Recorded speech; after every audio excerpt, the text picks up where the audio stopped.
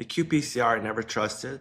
And the life length, I was sad in the early years when they abandoned the shortest telomere measurement because now they got this Tesla thing. I think that's really where the rubber meets the road, literally. I mean, it's only that the short telomeres are the ones that cause chromosome mutation and stem cell depletion, right? The Tesla test is I think a very good, not to be confused with the car company, Yeah. but it's single telomere length analysis, which is great. Look, I think you can get good information, and I think everybody should get at least one telomere length test because you definitely want to know if you're in the bottom 10% versus the 50th or the top 1%. Because if you're in the bottom 10%, if you're below the bottom 1%, then you're at significant risk for multiple diseases, increased risk of cancer, cardiovascular disease, because you just don't have enough reserve or For sure. Hey there, welcome to the Recharge Biomedical podcast. I'm Dr. Edward Park, and if you're curious about regenerative medicine, you've come to the right place. We're diving into the latest breakthroughs in telomerase activation, stem cell exosomes, and all the cutting-edge science that's shaping the future of healing and longevity. Let's get started. Welcome back to another episode of the Recharge Biomedical Podcast. I'm your host, Dr. Edward Park, and today we're very fortunate to be joined by one of the pioneers in the field of anti-aging, Dr. Joe Raffaele. Hey, Joe, how are you doing? I'm doing very well, Ed. Nice to be here with you. Excellent, excellent. So our journey started, mine was, I wanted to know why people age, and I thought, it's got to be this telomere thingy. And I wrote a graphic novel, and then the next year, the Sciences Corporation marketed TA-65, and Dr. Raffaele was key in designing the patent protocol named after the founder of the company. So I flew out to New York, Central Park, and we did some tests, and we assessed that I would start taking TA-65. I think I was in maybe the 17th or 19th person to do so. And Dr. Raffaele by then already had amazing ways to measure how old you were, because he'd been in it for 12 years already trying to figure out, I'm giving people hormones, and are they getting better or not? What are the objective measurements? So we'll be going into that with him. But tell us, Joe, how did you get involved with the TA Sciences people in the first place? Well, so interestingly, to his credit, Noel Patton, founder of the company, unlike founders of a lot of other supplement companies, really wanted to sort of figure out and go to some of the experts out there to figure out, whether his product actually had good clinical benefit. So he came to my office, sort of knocked on the door and said, I know that you've been doing longevity medicine. We called it anti-aging medicine back then. He said, what would it take for you to offer this supplement that there's good animal data on, and it had been started out as a new drug application. And I said, look, if you're saying it's going to affect telomere length, which is then going to affect the aging process and have clinical benefit, there are lots of biomarkers of aging to look at to measure that benefit. And so that's what I would want to do. So he said, okay, let's run a cohort of people through your practice, through the biomarker testing that you do, molecular studies, telomere length, but also arterial stiffness, pulmonary function, skin elasticity, a whole range of things from cellular to molecular to whole body, and to see what effect that has along with the supplement protocol that you've been giving your patients for a long time, which was a multivitamin mineral kind of packet of things along with diet and exercise counseling. Mind you, this was a cohort, not a randomized control trial, but to see how this cohort did taking TA-65 along with this supplement pack that we ultimately called the protocol, the patent protocol. I tried to get him to call it the Raffaele protocol. Well, irregardless, I remember coming out there very hopeful, and in the waiting room, without violating HIPAA, there was the wife of a very famous geneticist, and I guess he's still alive in his late 90s. And, over the years, and it's been 17 years I've been taking this every night. And until last year, unlike a lot of your patients, it was the only thing I took. I didn't take any hormones, anything else. So I remember a gentleman asked at RadFest, how do you know what's working if you're taking 70 things? And for me, it was 16 years only on TA-65. So I know that initially I had fatty liver, high blood pressure. But at 3 months, and we'll get to that study that they did in Spain or Yukon, at 3 months, I lost a bunch of weight, and it was like a visceral fat extinction. So I'm wondering, in your practice, have you seen other people who've lost weight after use of TA-65? Well, we certainly have, but unlike your N of 1 experiment for many years, most of my patients are taking other supplements. We do hormone optimization, we do diet, we do exercise. So it is a little hard to tease that out. However, as we'll talk about, I'm sure there are multiple molecular pathways for reasons why you would see some improvement there, particularly improvement in mitochondrial health, metabolic rate, things like that, that could be what's doing. It could make you feel better. You start to move a little bit more. There's lots of different things in there. But I don't know that there's been any trial looking at that specifically, except the Fernandez trial you're talking about, where they're looking at metabolic health, and they control for most things in that study. So, you used the term N of one, and I remember as a resident, we were trained at the Socratic method. So we'd do rounds, we'd sign off, and the attending would pick us apart and say, "You have an N of one." It was a very derisive term, but now I go to these biohacker festivals and they lean into that and they've reappropriated that term and looked at it with great pride, because of course to you, your previous data is super important and you're going to do biased decision making based on your data stream. So N of one has now been elevated. What they used to say also as a technique for debate would be, well, unencumbered by any data, So they'd either say you're being too specific on this case, or they're saying, well, where's your data? Quote some data. But I think it reminds me now, I'm using a lot of AI, it reminds me of the type 1 error, right? Where it's a false positive. You think that something that you did somehow, stepping on a crack and your mom's back broke, versus like data mining, which is type 2 error. Like if you try and make the model fit the instance, you may miss what's really going on with that individual patient, right? But now I'm so impressed by AI's ability to take data and discern. And I guess in your humanoid way, you've been trying to do the same thing. When I first came on as a patent protocol doctor and I incorporated your PhysioAge, we had qAge, a cutometer, measuring your arterial stiffness, pulmonary function, CNS vital signs for cognition, and vision were the big ones. And then we had telomere length and immune senescence. And those are really solid 7 markers. But now as I perused your website, you are all comers. Like, how can you integrate, you and Jerry Fortunato, you have this ability to kind of comb all this data, all these things that people do measure.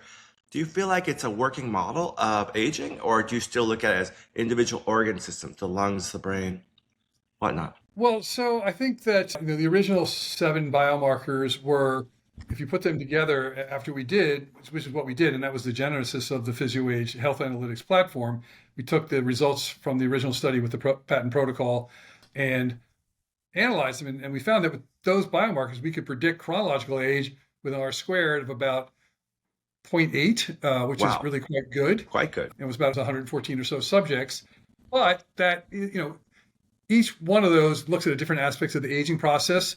Overall, it gives you more information. But as we found that over time, adding more and more parameters to it gave us an even better understanding of what was happening in each individual.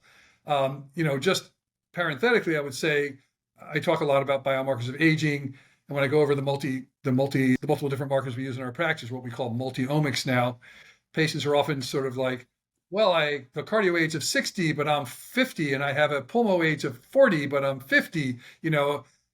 What does this mean when there could be 30, 40 years difference between the biomarkers of aging? Does it mean that they're all just a bunch of hooey?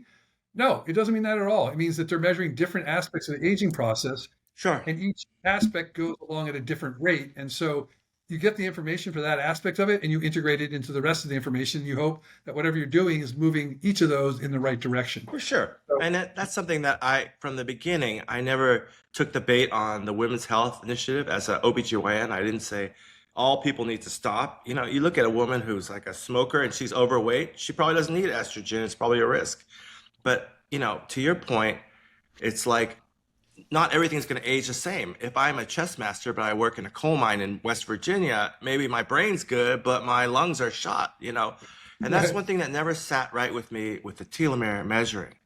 Because, even Blasko, who's the queen of this field, she'll say, well, neighboring niches in the liver could have different ages depending on their most recent progenitor, right? So everything's going to age at different times, just like in your car, like your brakes are not going to age the same as your motor or whatever. That's right. But let's talk about the elephant in the room, which is measuring telomeres, because people use it. And, I think the devil, it really was in the details. I remember I used to draw my blood and send it to 4 labs, and they'd come back with numbers like 7,009, 11, and 13. Year over year, intra-lab, the variation was small. But the methodology puts you, like if I went to you and you told me I weigh 70 pounds, 90 pounds, 100 pounds, or 130 pounds, I'd be like, you don't know what you're talking about.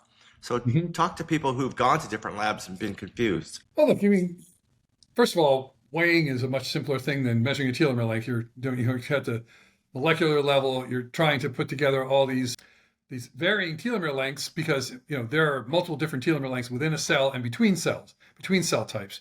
Each chromosome has differing telomeres. I mean, they're correlative to a certain extent, and then also which cell types you're using. So certain places use PBMCs, other places will break it down into lymphocytes versus granulocytes, which, when the granulocytes are in there, that's going to change things. So, I mean, my advice is to stick with a particular lab. The changes that happen, if they're a good lab and they have a decent coefficient of variation, will give you information. But, the other problem we have is that, median or mean telomere length is, I think an important thing to know about a patient, but isn't going to tell you the whole story. Yeah. I mean, ultimately, you want to know what's happening in the cell type of the, that you're particularly trying to change. Agreed. So it'd be nice to be able to measure it in senescent T cells or in naive T cells. Well, you can't do that yet. I think it's true. And, the sad thing about the way that academia works is like they just take whatever's accepted and then run with it, even though it's invalid. Like leukocyte, like you said, there's multiple populations and it depends a lot. I mean, but if you're looking at the liver or the lungs or whatnot, you want to measure other telomeres. But over the years, I appreciate that you used repeat in Canada. The flowfish technique seems valid. The qPCR I never trusted.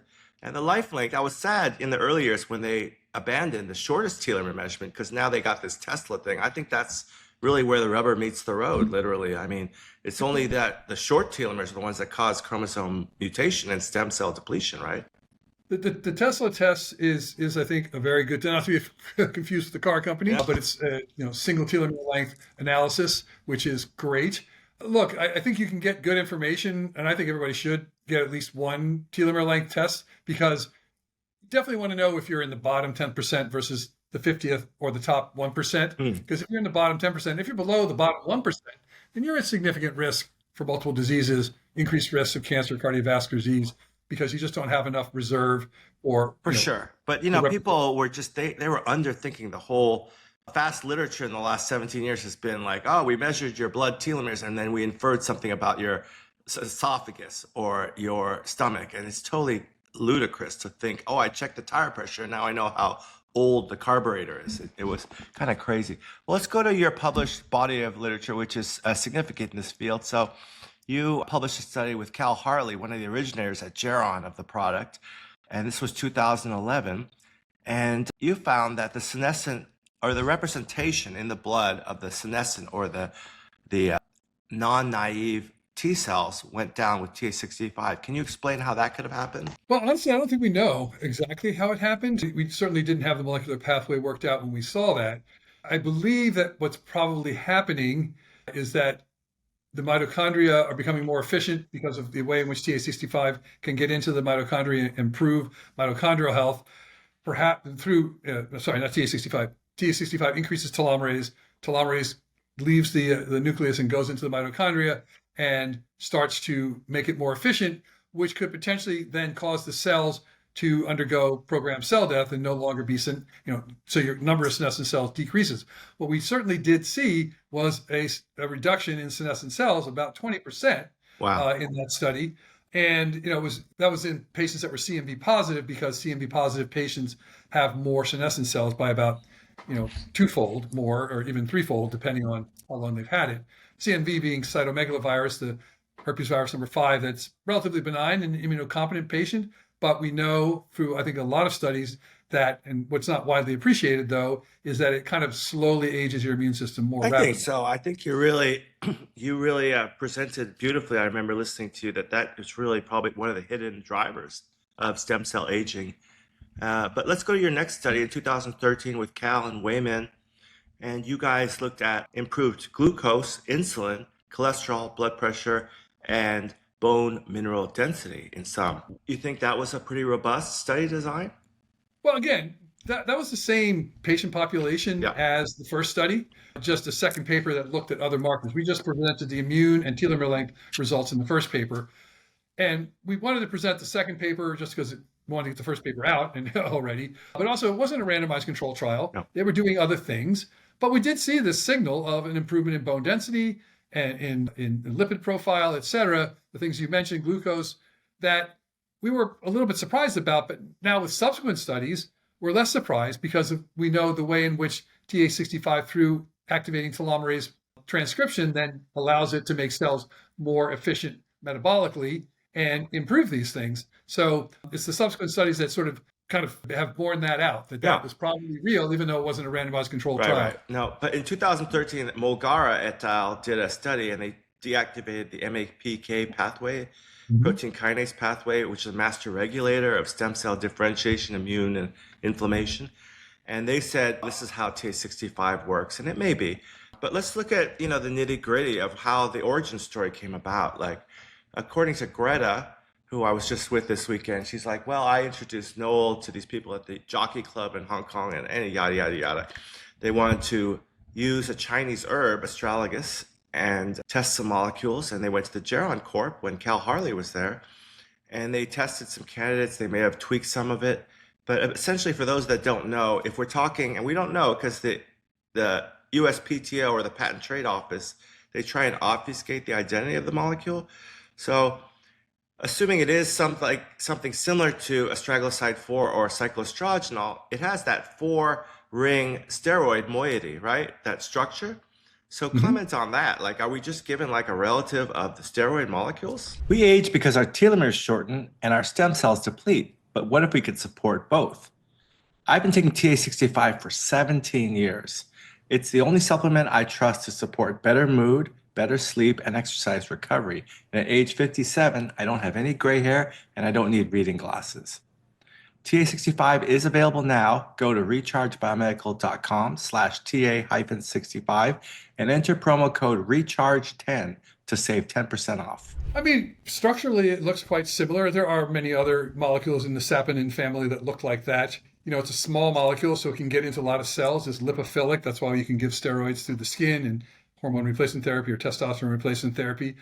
I have, a molecule of that size with that structure. I'm never going to stop being amazed by how many things steroid hormones do. Yeah. TA-65, however, is, I wouldn't say it's relatively inert. I guess it really works to turn on telomerase and, through that MAP kinase pathway, but it's the right size to sort of get into the cell easily, do what it needs to do, sits on certain receptors. I don't think we know exactly which one at this point. We believe it sits on de-represses the promoter of telomerase, but that hasn't been perfectly worked out. And so, I think, it's another one of those molecules in that size class and in that structure that, just has amazing tropic effects.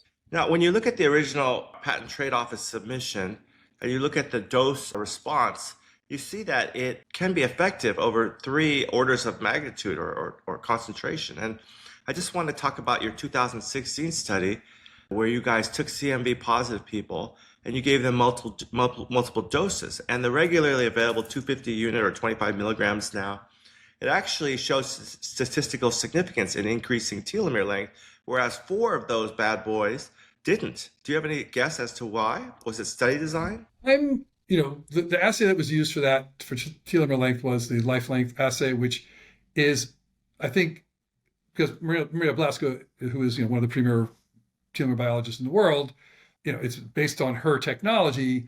So I'm not saying that it's not a good assay that way, but the ranges for that are about 2-fold longer than in most other assays. So like a 60-year-old would have about 6 kilobases of telomere length, or maybe a little bit less. In that assay, it's going to be 10 kilobases. Right. No, I noticed that. Yeah. They may be looking at subtelomeric regions where the telomere is just below the telomere. What effect it's having on those regions, I don't know for sure. What effect TA-65 is having on those. I think there's a little bit more assay variability in that one. So it could be that it was just the assay potentially. It's not the one that I'm used to using a lot, which is the flowfish lymphocytes and granulocytes from repeat diagnostics. But it could also be concentration differences. TA-65 is very highly has very high bioavailability. So the company did a study, and one dose could give a good signal in one person, serum levels in one person, the next person almost nothing. It could be up to a 10-fold difference in bioavailability. So it was a small enough study that you could see those kinds of, I think, just changes by chance. Maybe somebody didn't get a high enough level. In vitro, though, there is a little bit of a signal where there's a sort of a sweet spot at about 0.1 micromolar. Okay. And if you go higher, it's not as strong. And I don't think it's getting turned off, but it's not a strong signal. So that's a possibility. I think more work needs to be done there. I've been using TA-65 in my practice with hundreds, if not thousands of patients at this point. Some do well and need 1,000 IUs of TA-65, and I can see telomere length increase or at least maintenance. Some will do great on 250 or even 100. Yeah. So I mean, I use sleep as a heuristic. What do you use to titrate the dosage? I use two things. One is over time, I look at the telomere length trend, and I can see that I measure at least annually in my patients, and I have patients that have been measuring it for 20 years, close to 20 years. And you can see trends up, but it's really kind of a moving average thing that you don't see the trend until after 3 or 4 measurements over 3 or 4 years. A more quick responsive marker is the senescent T cells that you can measure at the UCLA immunophenotyping lab, where they look at the absence of CD28 marker on the cell surface. And that I see a signal in the first 3 months. If the dose is good enough, you're getting enough of a tissue level, then I can see that come down 10%, 15%. Amazing. If I don't see that, then I'll raise the dose. Yeah, it's really great. And that's really how I do it. And at the same time, you can see an improvement in naive T cells as measured by absence of CD. So you really are embracing the data as an endpoint. Okay. Now let's talk about this last study. It's 2018 in the current pharmacological design. Maria Luz Fernandez and others gave a relatively low 16 milligram dose for 12 weeks, and they claimed to show increased HDL, decreased BMI and waist circumference, lower CRP or for inflammation and liver functions, and lower TNF alpha. Do you see that clinically? Because that's what happened to me at 3 months. I do see that. And again, clouded or, basically confounded in a good way, I suppose, by all the other things we do. So I can't say 100%. But what I will say is that recapitulation in the randomized control trial of what we saw in the cohort study, almost to a T, happened exactly the same way with the senescent T cells. In the original cohort, we saw about a 20% reduction in the CNV positive subjects. In the randomized control trial data study that we did, looking at the effect of TA-65 on T cell subsets, senescent T cells, we saw a 20% reduction, statistically highly significant in that randomized control trial in the CD8 and the senescent suppressor cells. So it's been incredibly exciting and remarkable that they have recapitulated themselves, not only the signal, but also the magnitude of the signal in both a cohort, real world thing and a randomized controlled trial. Mm-hmm. So I think that that's evidence that these are really actual things that are taking place. And because of the way in which turning on telomerase can improve not only telomere length, which changes gene expression, but also, and allows for further cellular division, but also can help improve mitochondrial function, which is at the basis of metabolic health. Yeah, absolutely. Well stated. So, this is a small space, and that we've been giving lectures, you giving a lot more lectures at these. And over the years, there have been people who have come up with alternative telomerase activators. And so I want you to comment, obviously TA-65 was first to market. In my opinion, the safety profile is great. I never had anyone have a real bad effect on it. I think the baseline cancer rate of incidence is lower. And so I think it's a very gentle, kind of adaptogenic drug. But, if you look at the soft sciences out there, and all these people are like, I remember the Nobel Prize winner was like, I'm not taking that crap. I'll give it to my dog, maybe. but people are really funny. So I wrote a book called The Telomere Miracle, and I just cited some of these people's studies about meditation, yoga, diet, and how it affects telomerase activity. But it's kind of a funny part, occupational hazard. I mean, I was listening to Peter Attia, who wrote this book, right? So incredibly prominent, big platform, but his number one flex is that you can't slow aging or live a moment longer. And yet he writes an entire book and dedicates his career to the opposite. So I think people try and inoculate themselves against being snake oil salesmen. And that's a really tough thing to negotiate. I mean, you actually, I think, are the best at it because you have data and you have models and, you're open to different modalities. But isn't that like a soft underbelly of the anti-aging or longevity science that people just come out and say, oh, I don't believe in this, but then they go and do everything to show that they do? Well, look, I think you have to separate the wonderful advances in gerontology where you can double model animal models lifespan with various geroprotectors and interventions, be they gene therapy or even small molecules, from what's achievable in a human and what's provable in a human because of our long lifespan. So I do think that what we're doing probably does lengthen lifespan or certainly health span in patients. And, we right now, let's take, for instance, the SGLT2 inhibitors, they started using them for like Jardiance or Farxiga. They started using them quite effectively for lowering glucose. But what they found in these trials, just like they used to find with metformin, but in an even stronger signal, that there was a reduction in all-cause mortality, in cardiovascular disease, in heart failure, in progression to chronic kidney disease. And we know now that those have an effect on the same pathways as rapamycin. So I think that these things are going on. It's just harder in a long-lived species like a human to prove it. And so people are trying not to get labeled that way by saying, lengthening your life or slowing your aging process down or reversing aging. But ultimately, that's our goal. And I think that we're moving incrementally towards it. I think that's well stated. It's like I just ordered another one of these wearable rings. I had tried the Galaxy. The Oro is, of course, the most popular, but it's pretty remarkable. They do a great job with sleep architecture and quality, with so-called heart rate variability or readiness score. Now they have SpO2 and temperature and blood pressure and even an inferred glycemic range. But there's a lot of, you see 28-year-old people wearing a patch here. I'm like, whoa. Yeah. But it's like people are obsessed, maybe it's a form of the culture of narcissism, but we're obsessed with knowing where we're at. I mean, you pretty much know if you're tired or sleepy or hungry, but nevertheless, they have so much data which is being fed into their models and clouds. Is there some on-ramp onto your model for that? Because like you're kind of saying in the subtext, when you have abnormal shifts in glucose, you get inflammation, and that leads to inflammaging, as they like to say, right? So it's all part of, you got your glycan age, which you do, you got your epigenetic age, you got your driver's license age, you got your telomere age, you got all your organ systems.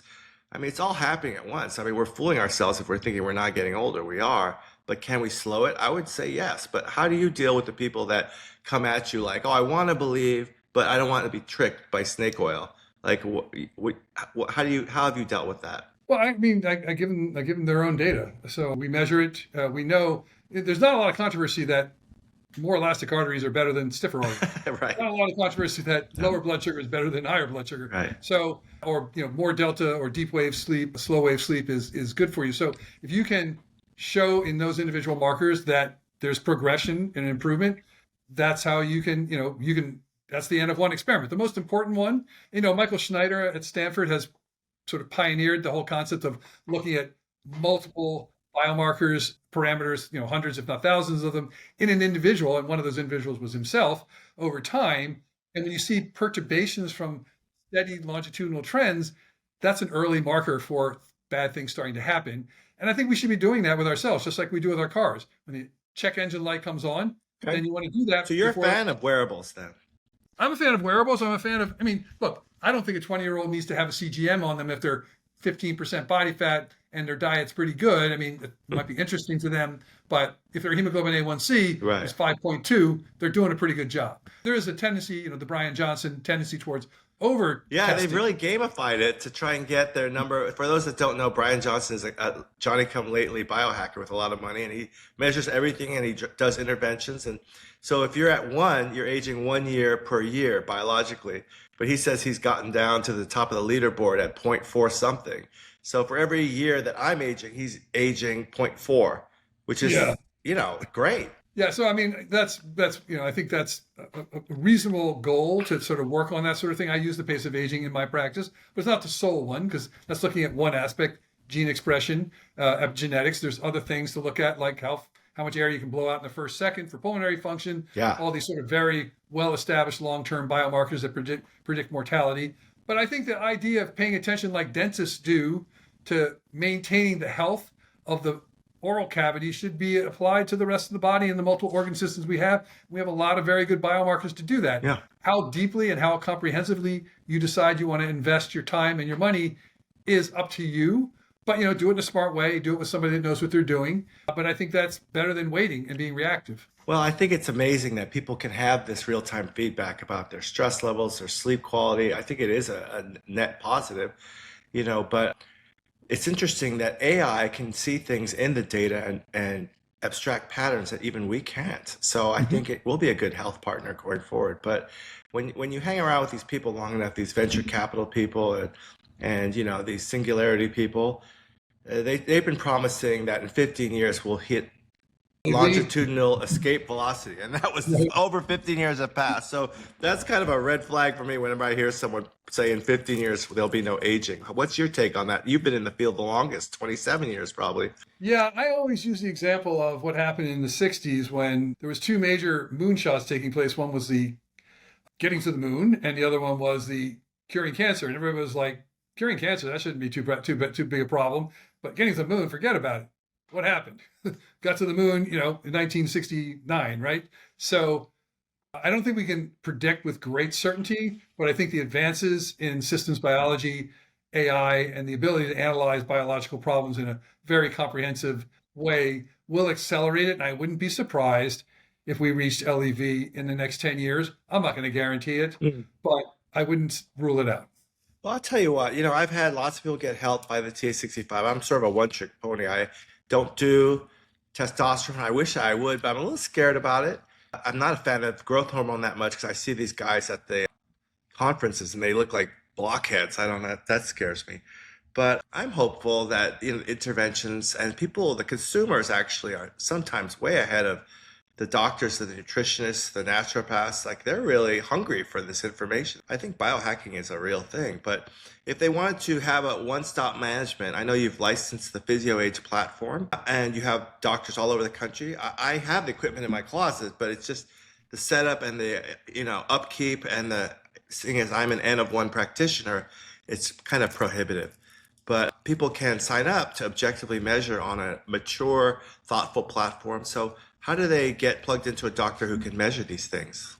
Yeah, so just go to physioage.com, physioage.com, and you can look at the software platform, what it measures, and then you can always email us and to find a practitioner that's utilizing it. I'm working right now to take that same software direct to consumer with a treatment program, sort of like a lot of ones that are coming out now, Function Health and that sort of thing. Yeah. And you look out for that maybe in the next 6 to 12 months. Oh, I think that's great. Yeah, I just talked to a guy he's a data scientist and he has a company called Heads Up.